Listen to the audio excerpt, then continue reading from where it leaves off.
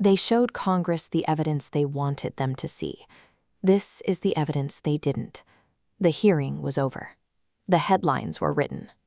In July of 2024, the world watched as a panel of military and intelligence officials sat before Congress, delivering the most anticipated report on unidentified anomalous phenomena in history. The message, delivered with cool, bureaucratic precision, seemed definitive. The head of the Pentagon's All-Domain Anomaly Resolution Office, Dr. Sean Kirkpatrick, presented the findings of his 900-page review. His conclusion, echoed by the assembled officials, was stark.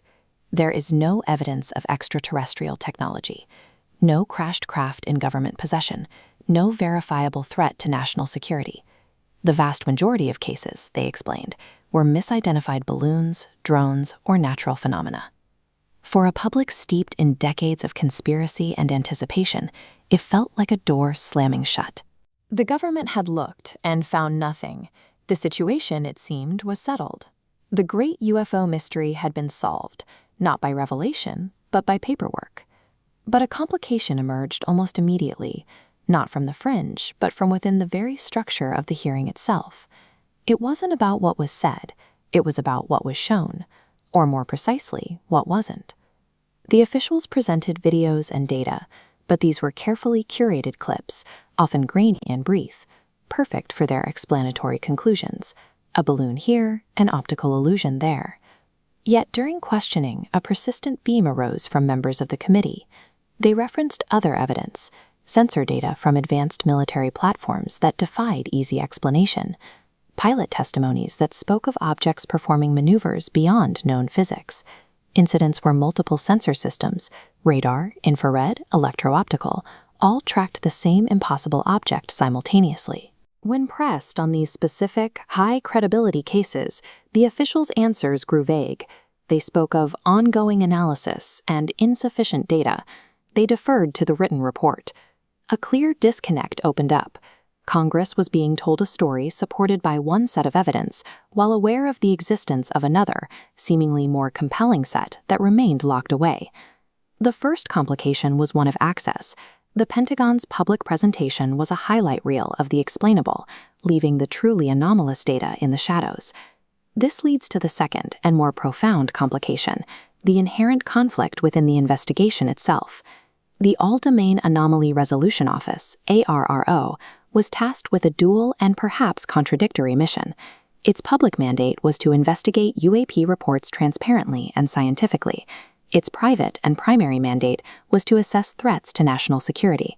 These are not the same thing. The security assessment asks, is this a Chinese drone? Is this a Russian hypersonic weapon? Can we defend against it?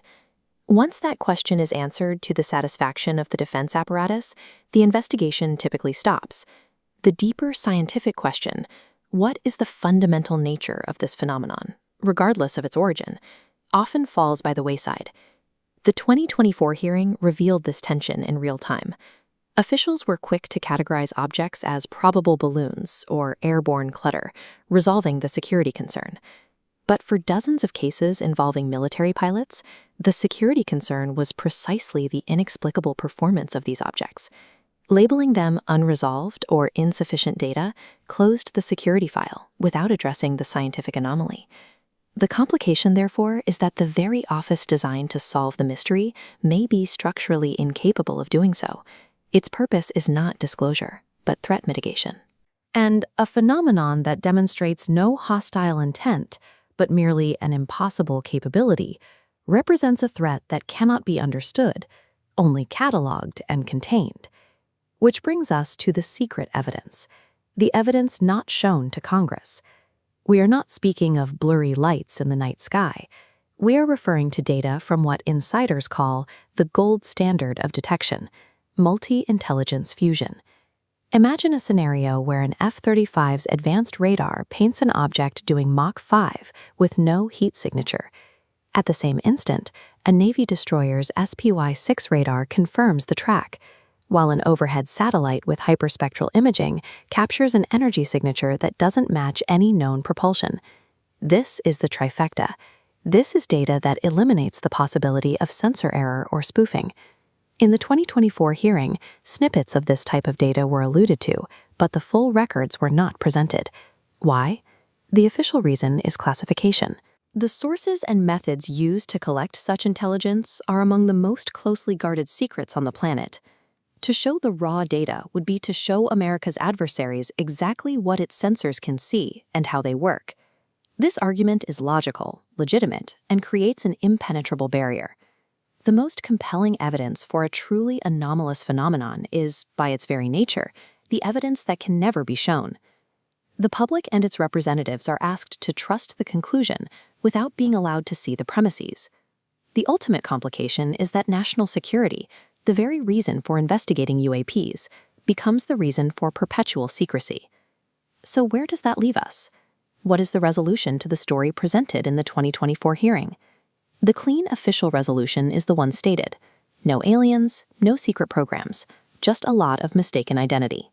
But that resolution feels unearned because it does not address the complications of withheld data and structural bias. A more honest resolution is messier and far more intriguing. The resolution is that the United States government, through AARO, has successfully accomplished its primary mission. It has identified and explained the majority of UAP reports, calming public anxiety and demystifying the skies for its pilots. It has created a bureaucratic process to funnel future reports, ensuring control over the narrative. In that sense, the hearing was a resounding success. But the secondary mission, the scientific and existential quest for answers, has been sidelined. The resolution for the true mystery is not an answer, but a new state of being, managed ambiguity. The secret evidence, the data not shown, serves a purpose. It maintains a threshold. By keeping the most incredible cases locked behind classification, the government retains control over the ultimate disclosure timeline. It creates a world where the official story is one of mundane explanations, while a parallel, unacknowledged reality of continued investigation persists behind the veil. This allows them to prepare, to study, to understand the phenomenon on their own terms, without public pressure or global panic. The 2024 hearing was not the end of the story. It was an act of narrative containment. It was the government showing the public a map of an island they've thoroughly explored, while quietly keeping the charts to an entire undiscovered continent locked in a safe. The message of the hearing was, there's nothing to see here. The subtext, buried in the omissions and the classified annexes, is far more compelling. What we have seen, we cannot show you, and what we cannot show you changes everything.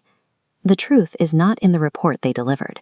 It is in the evidence they decided you didn't need to see.